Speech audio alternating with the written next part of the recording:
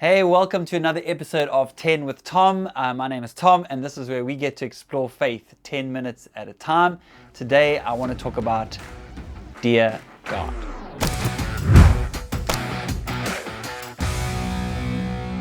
So, something you may not know about me is that I actually secretly love hip hop and rap.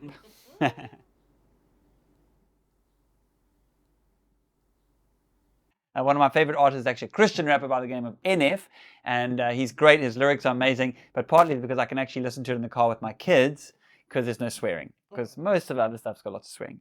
But there's a song by Dax called Dear God, and just a kind of warning up front, this one does have quite a bit of swearing. It's very raw, it's very real, and he essentially writes a letter to God, and he asks God these questions. And I just think it's so powerful, it's so profound. He says, Dear God, there's a lot of questions that I have about the past. Tell me what's real, tell me what's fake. Why is everything about you a debate? He says this, what's the point of love? Every time I've showed it, I was broken and it forced me to only want to hate. Why is there only one you but multiple religions? Why does every conversation end in division? Why does everybody want to tell you how to live, but they won't listen to the same message that they're giving? Tell me how to feel. Tell me what's wrong. I tried to call, pick up the phone. I'm on my own. Everybody said you're coming back. Then man, why is it taking so long? Why do I hurt? Why is there pain? Why does everything good always have to change? Why does everybody try to profit off another man's work, then destroying it just for monetary gain? I mean, can you feel the pain in his questions? He says, Dear God, where were you when I needed it? When I messed up and repeated it? I remember telling you my goals and my dreams, but you didn't even answer, so I guess you didn't believe in it. I don't want religion, I need spirituality. I don't want a church, I need people to call a family. And then he says this, he says, Dear God, how do I take this darkness and turn it into light? How do I believe in a concept where I speak to a man I've never seen with my own two eyes? How do I know that religion wasn't made just to separate the world and create a whole disguise, just to keep us in chains while the rich get richer and the poor pray to you and perpetuate a lie? How do I know this ain't some big joke? How can I have faith when there is no hope? How does one man have $100 billion and we still have people on the street that are broke? Dear God, do you hear me? I mean, there's more in the song, and when you first hear it, it's pretty jarring.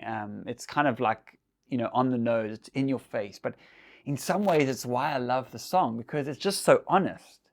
And I think so many of the questions that he's asking here, many of us, in fact, all of us, I imagine, have asked at some point in our lives, right?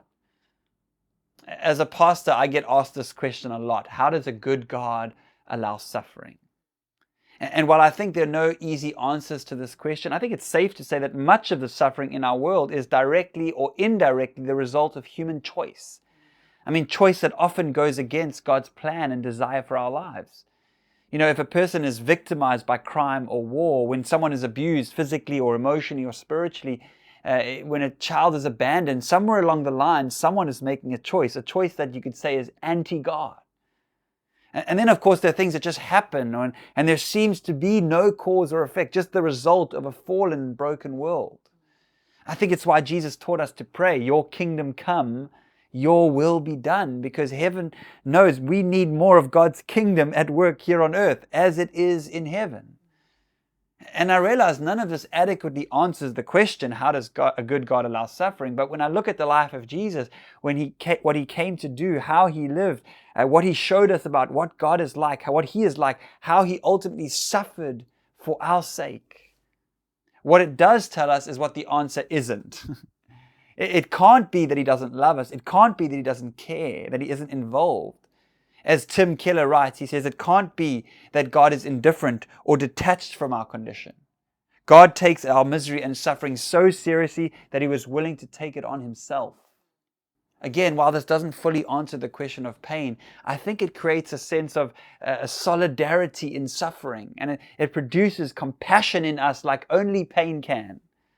I mean, think about it. Anyone who's ever experienced, infertility or anxiety or depression or gone through chemotherapy or had a miscarriage, that person, those people are often they have a built-in intrinsic compassion for anyone who's going through or been through that kind of thing. And it's often those people who are best positioned to help others go through similar struggles. And so in that, it becomes redemptive in a way. As Ian Simpkins, a pastor in the States, says, he says, the most painful part of your story might be the most life-giving part of someone else's. Suffering can break us, or it can break us open. So my appeal to you today is to keep asking the questions, like Dax in his song, to keep wrestling with God, to keep pouring out your heart to Him, keep pouring out your pain to Him. God is not afraid of our questions nor our tears. In fact, He welcomes them. He says, come to me, all who are weary and carry heavy burdens. He weeps with us. It says He bottles our tears up and keeps every single one of us, or one of them. And while Christianity doesn't always give us an answer to those kinds of questions, I think ultimately it gives us something much better. And that is a companion in our suffering. A God who came down, who experienced what we experience, who knows the pain of sin and struggle. A God who is with us and who promises us He will never leave us nor forsake us. And I think in the long run, that may mean a whole lot more than some kind of trite answer. Thanks so much for joining us for another episode of 10 with Tom. This is actually episode number 50. Can you believe it? 2022, we've done 50 episodes of 10 with Tom. I hope that even if just one has been helpful for you. And so like, subscribe, share, and maybe this message is meant for, not even for you, maybe it's meant for someone else, and you just get to share it with them. So thanks so much for joining us, and we'll see you all again in the new year.